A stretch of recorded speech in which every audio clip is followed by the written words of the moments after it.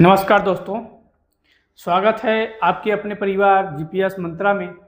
आज जो है हम इंडियन पॉलिटी का जो मोस्ट इम्पोर्टेंट टॉपिक लिए हैं, जो कि इससे रिलेटेड हर एक एग्ज़ाम में आपको 1 से 2 सवाल देखने को मिलता है।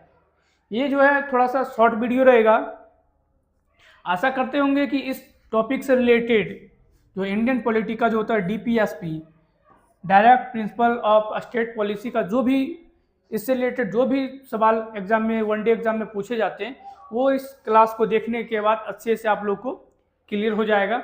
अगर आप लोग इस चैनल पे पहली बार देख रहे हैं तो चैनल को अवश्य सब्सक्राइब करें और अपने दोस्तों के बीच ज़्यादा से ज़्यादा शेयर करने का प्रयास करें और एक छोटी सी लाइक ज़रूर दबाएं, ताकि और जो है इसमें हम ज़्यादा से ज़्यादा मेहनत करके आप लोगों के बीच कुछ शेयर कर सकें। चलिए हम ज़्यादा इसमें कुछ बातें ना करते हुए क्लास को शुरू करते हैं। देख लीजिए यहाँ पे direct principle of state policy का ये टॉपिक लिए हैं। इसमें जो भी इससे रिलेटेड जो भी सवाल बनते हैं, या फैक्ट हो या आर्टिकल की बात की जाए, जो भी वनडे एग्जाम में पूछे जाते हैं उसको हम इस क्लास में कवर करेंगे।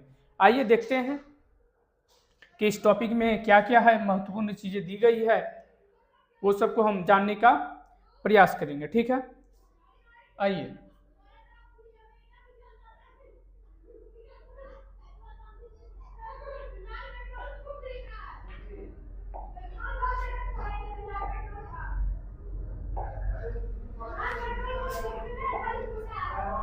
देखिए यहाँ पे दिया गया राज्य के नीति निर्देशक तत्व क्या है। राज्य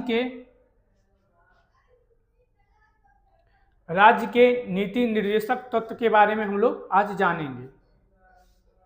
इसको इंग्लिश में बोला जाता है डीपीएसपी, यानी direct principle of state policy के नाम से हम लोग जानते हैं। ठीक है, देखिए यहाँ पे दिया है राज्य के नीति निर्देशक सिद्धांत, यानी डीपीएसपी। इसका जो भाग है, भाग 4 में इसका उल्लेख किया गया है, वर्णन किया गया है।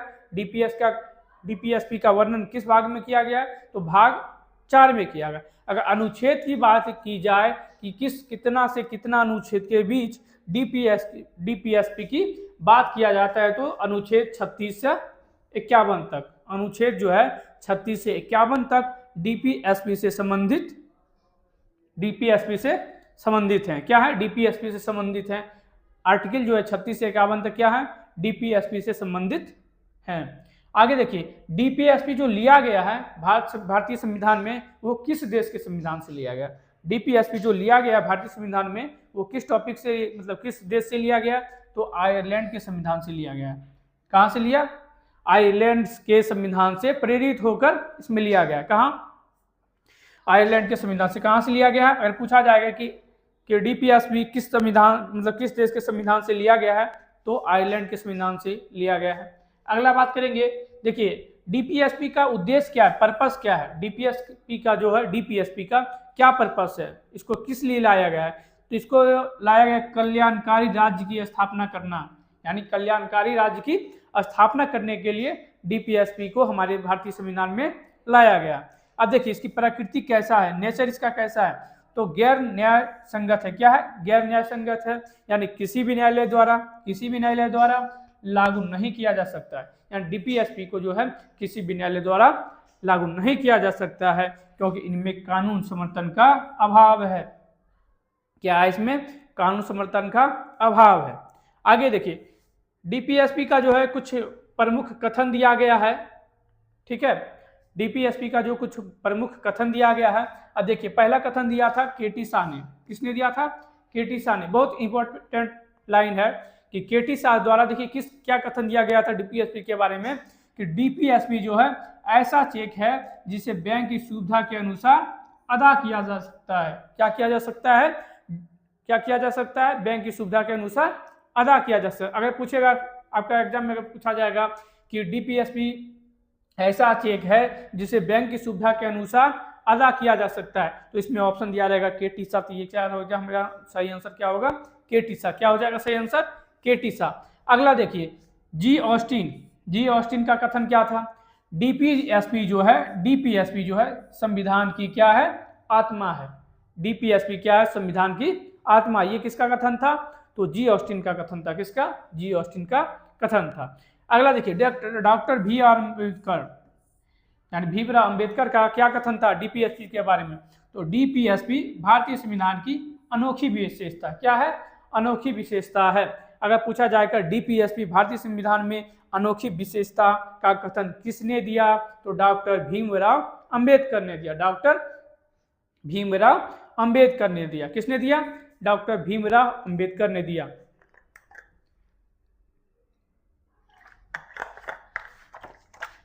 अगला देखिए, आगे बात करेंगे इससे संबंधित जितने भी महत्वपूर्ण आर्टिकल हैं उसके बारे में जानेंगे। देखिए इंपॉर्टेंट आर्टिकल, इसका जो है महत्वपूर्ण, जो भी इसका डीपीएसपी का महत्वपूर्ण आर्टिकल है उसके बारे में हम लोग जानेंगे।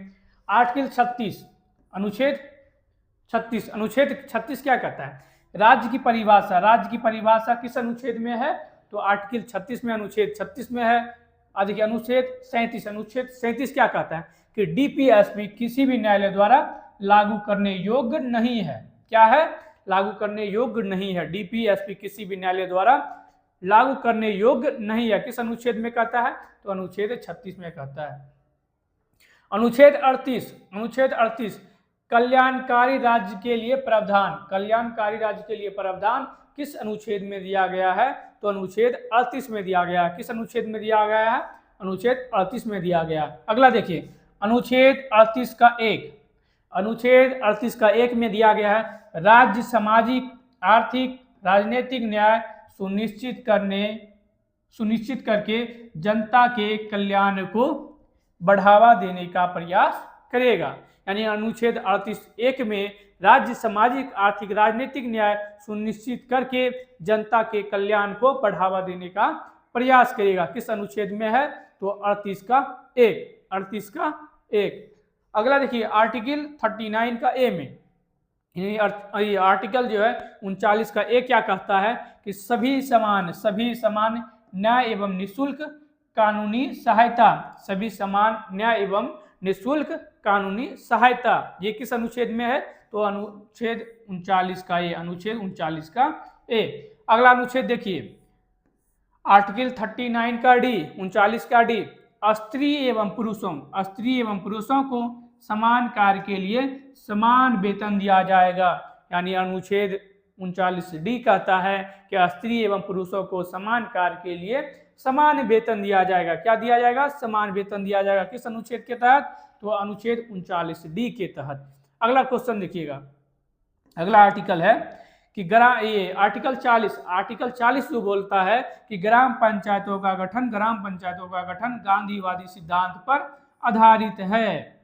यानी ग्राम पंचायतों का गठन जो है अनुच्छेद 40 के तहत गांधीवादी सिद्धांतों पर आधारित है। कौन सा अनुच्छेद? तो अनुच्छेद 40। अनुच्छेद 40 क्या है? ग्राम पंचायतों का गठन गांधीवादी सिद्धांतों पर आधारित है।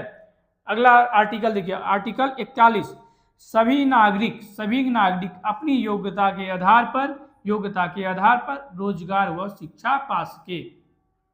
यानी अनुच्छेद 41 जो है, अनुच्छेद 41 कहता है कि सभी नागरिक अपनी योग्यता के आधार पर रोजगार व शिक्षा पा सके। क्या पा सके? रोजगार व शिक्षा पा सके अपनी योग्यता के अनुसार। किस अनुच्छेद में? तो अनुच्छेद 41, अनुच्छेद 41। अगला अनुच्छेद देखिएगा अनुच्छेद 42 का 1 कार्य देखिए अनुच्छेद 42 में 42 जो है 1 नंबर में दिया गया कार्य करने की न्याय संगत एवं मानवीय दशाएं। कार्य करने की न्याय संगत एवं मानवीय दशाएं। और देखिए महिलाओं को प्रसूति सहायता मिलना। किस अनुच्छेद के तहत? अनुच्छेद 42 के तहत। अनुच्छेद 42 के तहत कार्य करने की न्याय संगत एवं मानवीय दशाएं। और दूसरा में दिया गया कि महिलाओं को प्रसूति सहायता मिलना। ये किस अनुच्छेद के तहत? अनुच्छेद 42 के तहत। अनुच्छेद 42 के तहत। अनुच्छेद 43 में देखिए क्या दिया गया? मजदूरों को जीवन निर्वाह योग्य उचित मजदूरी। यानी मजदूरों को जीवन निर्वाह योग्य उचित मजदूरी किस अनुच्छेद के तहत? तो अनुच्छेद 43 के तहत। मजदूरों को जीवन निर्वाह योग्य उचित मजदूरी किस अनुच्छेद के तहत मिलेगा?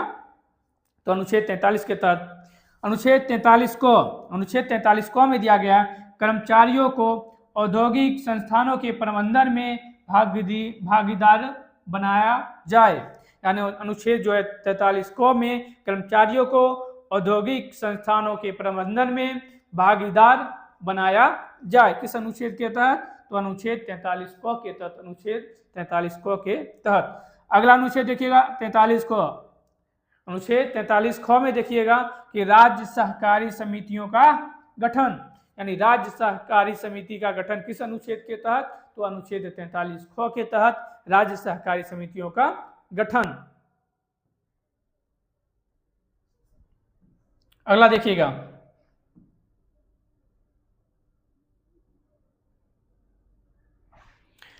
अनुच्छेद 44 देखिएगा। अनुच्छेद 44 में क्या है? समान नागरिक संहिता। समान नागरिक संहिता कहां है? समान नागरिक संहिता, यूनिफॉर्म सिविल कोड, प्रथम राज्य कौन सा है? तो गोवा। अनुच्छेद 44 समान नागरिक संहिता किस अनुच्छेद के तहत? तो अनुच्छेद 44 के तहत। अनुच्छेद 45 में क्या कहा गया है? प्रारंभिक शिक्षा एवं बाल्यावस्था की देखरेख, प्रारंभिक शिक्षा एवं बाल्यावस्था की देखरेख अनुच्छेद 45 के तहत। अनुच्छेद 45 के तहत क्या है? प्रारंभिक शिक्षा एवं बाल्यावस्था की देखरेख। अनुच्छेद 46 देखिए क्या कह रहा है कि SC व ST के आर्थिक एवं शैक्षणिक विकास का प्रावधान, यानी अनुच्छेद 46 जो है SC व ST के आर्थिक व शैक्षणिक विकास का प्रावधान किस अनुच्छेद के तहत?